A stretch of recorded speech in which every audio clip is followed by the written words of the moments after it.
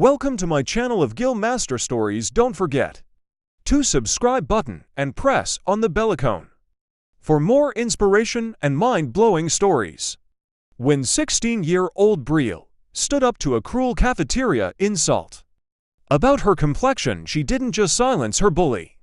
She sparked a school-wide reckoning that no one saw coming. Lunch period at Roosevelt High in Cincinnati, Ohio was always a whirlwind of voices and movement. The cafeteria was a mosaic of cliques. Athletes at one table, theater kids at another, and everyone else staking claims to their little islands of familiarity. In the midst of the chaos, 16-year-old Brielle sat at her usual spot, near the window, where sunlight caught the braids framing her face. She liked this corner. It was quieter here, easier to escape the noise. Without feeling completely invisible, Brielle had learned early that standing out wasn't always a good thing.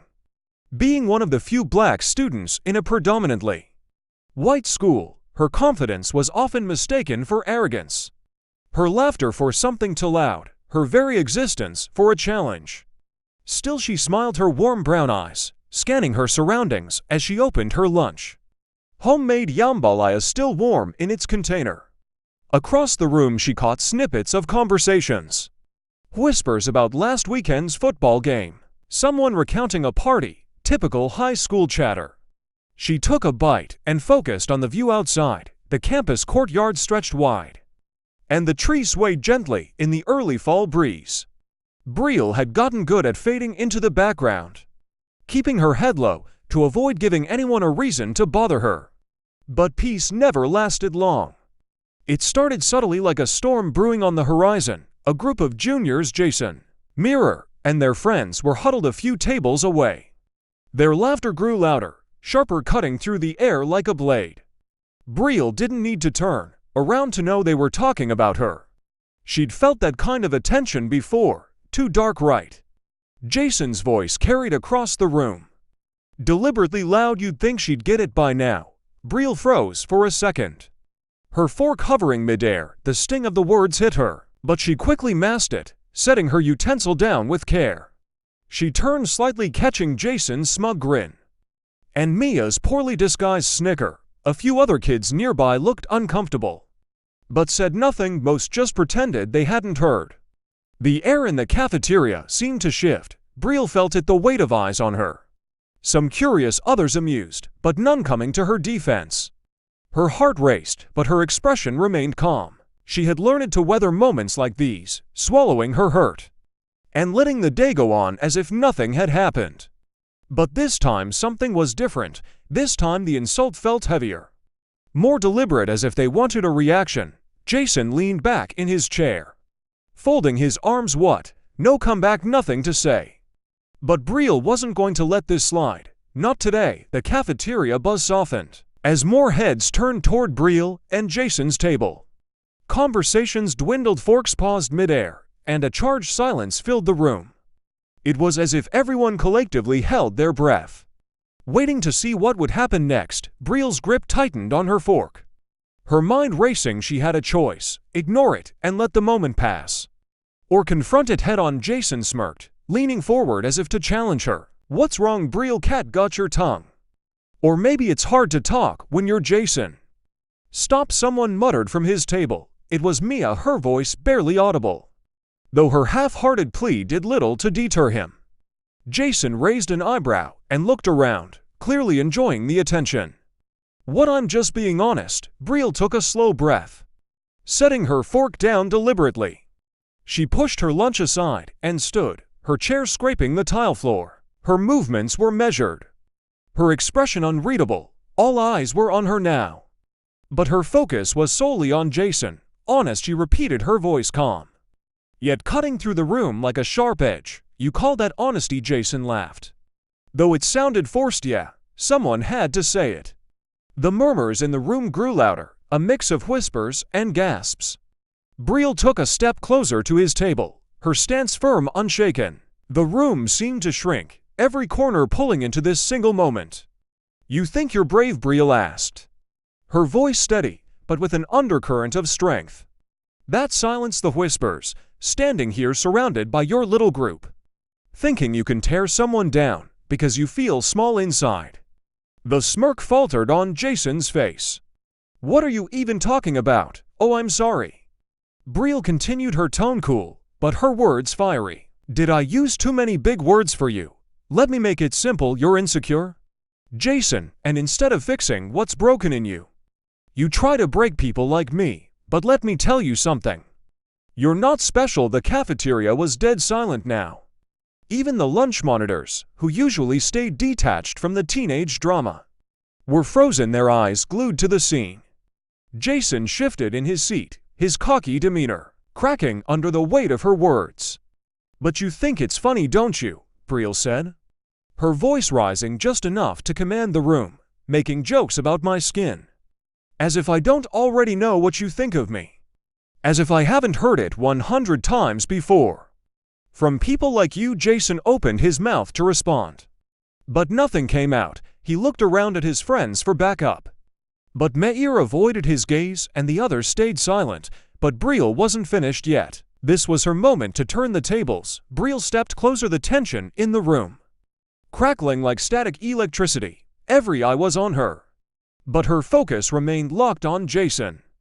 She tilted her head slightly, a faint smile playing on her lips. Not one of amusement, but one of quiet confidence. You know what's funny, Jason, she said, her tone shifting sharper now. How you can sit there, so sure of yourself, thinking your words have power over me. But let me tell you something you don't understand. She paused, letting her words settle like stones dropped into water. My skin, this, she gestured to herself, is beautiful. It carries history, strength, resilience. You don't get to decide what it means, and you definitely don't get to make me feel ashamed of it. Jason's face flushed, his bravado crumbling. The cafeteria was eerily quiet. The kind of silence where even a whisper would echo. Brielle wasn't just addressing him anymore. Her voice carried across the room, reaching everyone who had ever stayed silent in the face of cruelty. You make fun of me because I'm different. She continued, her voice unwavering. But you know what I see? Someone who's scared of what they don't understand.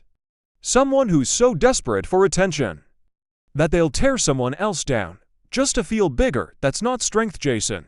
That's weakness. A murmur rippled through the cafeteria. A few students nodded subtly, their expressions shifting from indifference to admiration.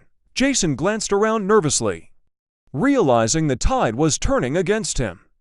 And let me ask you this, Brielle said, taking a step closer. What exactly do you gain by trying to humiliate me? Does it make you feel better about yourself? Does it fix whatever's missing in your life? Jason stammered, I didn't mean it like that. Didn't mean it, Brielle shot back, her voice rising slightly. You knew exactly what you were doing. You wanted to make me feel small, but guess what? It didn't work. It never will. The crowd was captivated, hanging on her every word. Even the kids who usually avoided confrontation couldn't look away. Brielle's confidence was magnetic, her words piercing through the room like a spotlight, cutting through darkness. But here's the thing, Jason, Brielle said, softening her tone slightly, but keeping her edge. You don't get to write my story. I do, and in my story, I'm not the victim, I'm the hero. I stand up, I speak out, and I make people like you realize just how small your words really are. For a moment no one moved. The cafeteria seemed frozen in time, the weight of Brielle's words hanging in the air. Then slowly a few students began clapping. It started hesitantly, but grew louder, spreading through the room like wildfire. Brielle didn't smile, didn't gloat. She simply stood tall, her expression calm, her gaze steady.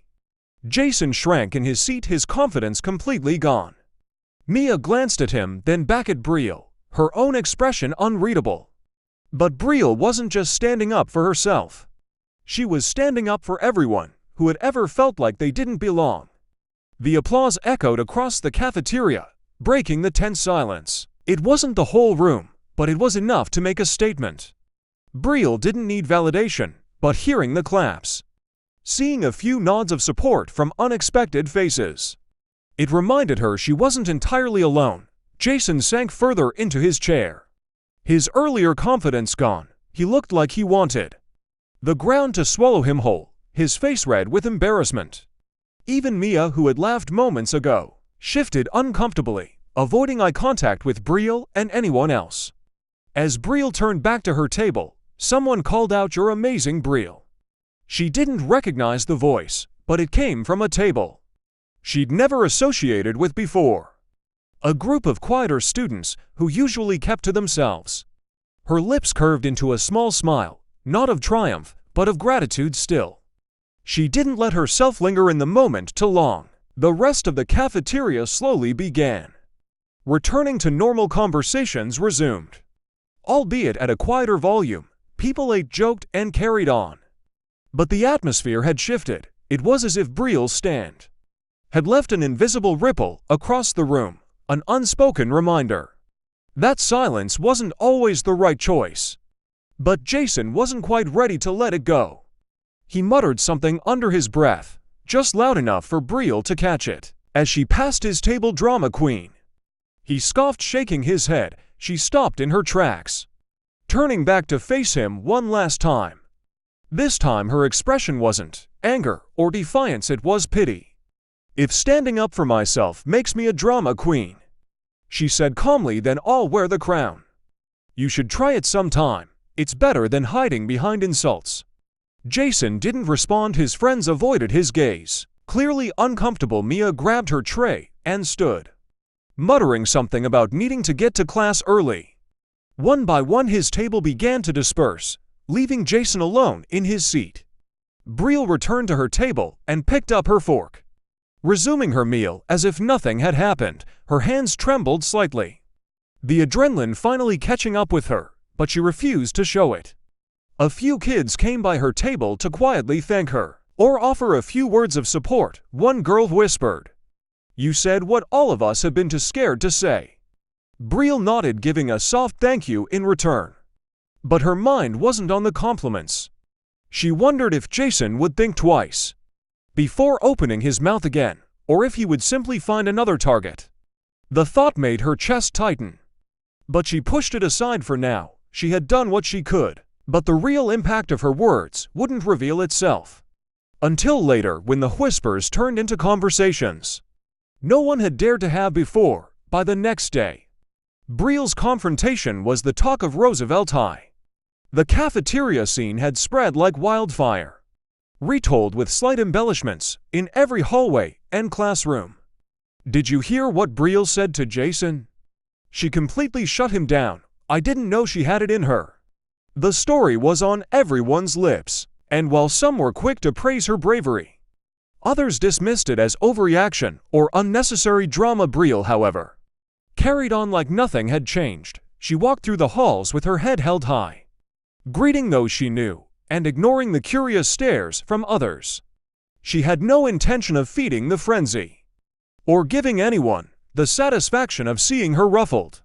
But as she sat through her classes, she noticed something remarkable. People were talking not just about her, but about what had happened in her English class. A boy raised his hand during a discussion and asked, "Why do you think people feel the need to tear others down? Is it jealousy or something deeper?" The teacher, taken aback but intrigued, steered the conversation into a deeper discussion about prejudice and insecurity. Brielle kept quiet, listening as her classmates debated, some uncomfortably shifting in their seats, while others spoke passionately. Later, during lunch, Brielle noticed Jason sitting alone at his usual table. His friends had scattered, likely distancing themselves from the fallout of the previous day. She felt a twinge of pity for him, but it was fleeting. This was a consequence of his actions, a moment to reflect on the damage words could cause. Whether he chose to learn from it was up to him, but the real surprise came later that week. Brielle was at her locker when Mirror approached her. The last person she expected to see, Mirror looked nervous, her fingers twisting the strap of her backpack. "Hey Brielle," she said quietly. Brielle raised an eyebrow, but kept her tone neutral. "What's up?" Mia hesitated, then blurted out, I wanted to say I'm sorry for laughing. For not stopping him, I guess I thought. I don't know what I thought, it wasn't right." For a moment Brielle didn't know how to respond. Apologies weren't something she often received. In situations like this, she studied Mia's face, looking for any sign of insincerity. But all she saw was guilt and regret. "Thank you," Brielle said finally. "It means something that you came to me and said that." Mia nodded, looking relieved. "I've been thinking about what you said. You're right, I didn't say anything because, well, I was scared, but that's not an excuse." Brielle smiled faintly. "It's not, but recognizing it is a start." Mia nodded again and walked away, leaving Brielle with a mix of emotions. She hadn't expected to change anyone's mind, let alone Jason's closest ally, yet here they were. One small step toward something better, but even as individual moments of understanding unfolded, the deeper lesson was still taking root in the minds of those who had witnessed it all. By the end of the week, the cafeteria incident had evolved into something larger than a fleeting moment of high school drama. Teachers began addressing issues of respect and inclusivity in their classrooms, weaving the discussion into lessons and encouraging students to share their perspectives. The principal even made an announcement over the intercom, reminding everyone that Roosevelt High prided itself on being a community that valued kindness and understanding. For Brielle, life didn't magically become easier. There were still stares, whispered comments, and the occasional awkward exchange. But something had shifted. She walked through the halls with a little more ease, feeling less like an outsider and more like someone whose voice had been heard. People she barely knew would nod at her in passing, offering a silent acknowledgement of the stand she had taken. Jason, on the other hand, had faded into the background. His usual cocky swagger was gone, replaced by a subdued demeanor that made him almost unrecognizable. He avoided Brielle whenever their paths crossed, and while he never apologized, his silence spoke volumes. On a quiet afternoon, Brielle found herself sitting at the same cafeteria table where it all began. She stared out the window, her reflection merging with the vibrant fall colors outside. Her best friend Taylor slid into the seat across from her, pulling her out of her thoughts. "You good?" Taylor asked, a knowing smile on her face. Brielle nodded. "Yeah, I think I am." Taylor grinned. "Good, because you were a freaking superhero this week." Brielle chuckled softly, shaking her head. "I don't know about that, I was tired of staying quiet sometimes." Taylor said, "That's all it takes. One person willing to speak up." Brielle's smile widened, a warmth spreading through her chest. She thought back to Mia's apology, to the quiet words of support from classmates she barely knew, and to the discussions that had sparked in classrooms and hallways. Maybe she hadn't changed the world, but she had started something. And that was enough for now. As she stood to leave, her gaze swept across the cafeteria. It was still chaotic, still loud, still filled with the usual cliques, but it felt different somehow. Less divided, more aware. Brielle picked up her tray. Don't forget to like and subscribe to the channel. For more content, please leave your comments and share your experiences. Thank you for being part of Gill Master Stories community. See you soon.